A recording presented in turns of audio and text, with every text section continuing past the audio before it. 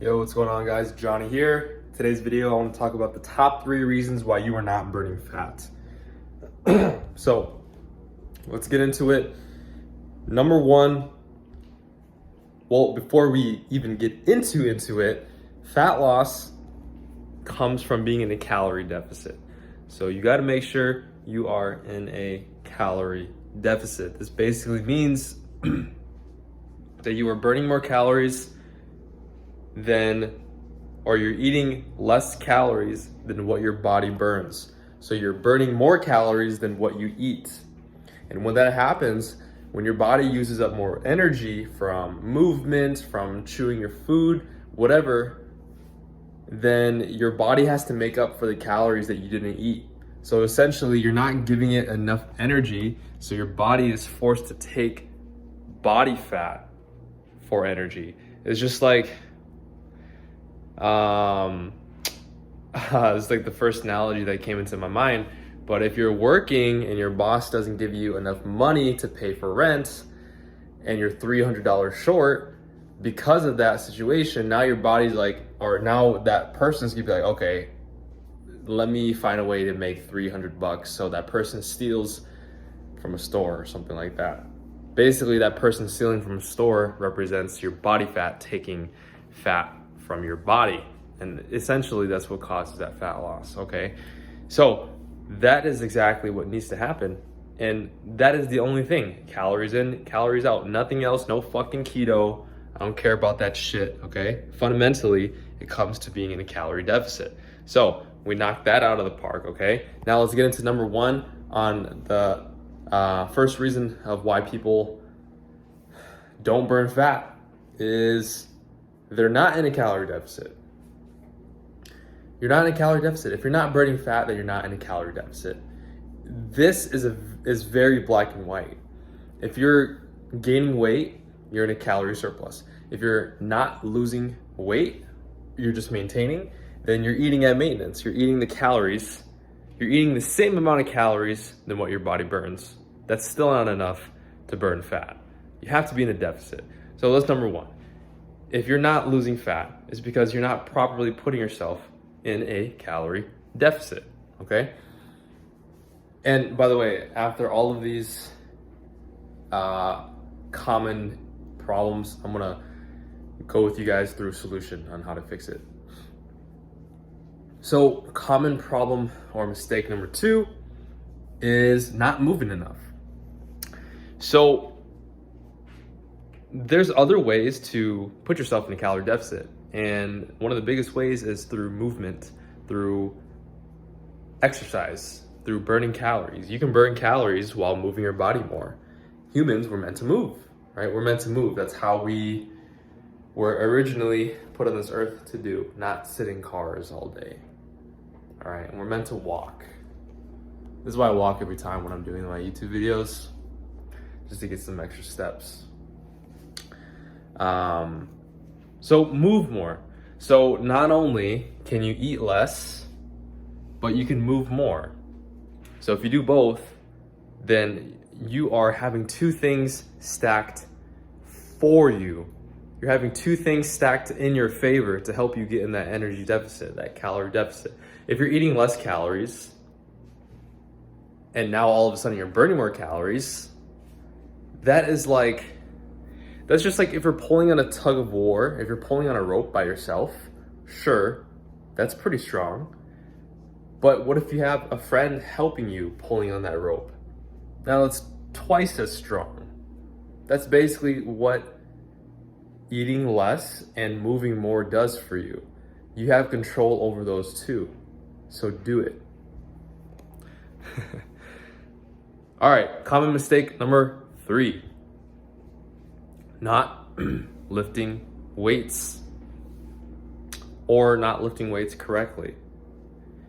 You see, when you're trying to burn fat, and I know I keep going back, I keep going back and forth with like burning fat and losing weight, but when you're trying to burn fat, you want to burn fat, you don't want to burn muscle, right? There is such thing as burning muscle. There is such thing as losing weight, and then a mixture of that weight that you're losing is from muscle. So essentially you're losing muscle mass. You don't want that to happen. You're not gonna look good. Plus it's not healthy for your body. You wanna maintain that metabolism. The more muscle you have, the higher your metabolism. The higher your metabolism, the more calories you burn. It's easier to burn more calories because muscle is lean tissue. Lean tissue, very metabolically active. So it takes a lot of energy just to preserve and to have your muscle there, okay? So that's common mistake number 3. When people try to lose weight or burn fat, they just like to stick to cardio. It's not the case. And even if they were smarter and they were to lift weights, they don't do it correctly. So what does lifting weights correctly mean? Progressively overloading. Every time you go to the gym, gotta aim to get stronger, okay? Either that's increasing by a rep or adding like 5 pounds to a lift, okay? Another thing on lifting correctly is having good form. Using a full range of motion, good form, controlling the motion, not just fucking throwing the weight around. You wanna control it, nice and controlled. It's like you're a robot, okay? Nice and controlled, perfect form, full range of motion. And then another key aspect is choosing the right exercises. I see some people not doing the right exercises. The right exercises are the most simple ones, the most simple compound exercises. So you're talking, literally, I can give you the best exercises in the world to do right now. So bench press, incline bench press, the body weight dip, the pull up, the barbell row, cable row, the squats. Basically compound movements. Any compound movement is great. Compound meaning you're working 2 muscles at once or more. So if you're doing a bench press, you're not just working your chest, you're working your chest and your shoulders and your triceps. All right. So those are the top 3 mistakes that people make when it comes to burning fat. And let me quickly go over a solution for each one. So number 1, the first mistake was you're not being in a deficit. The freaking best way to know if you're in a deficit or not is to track your food.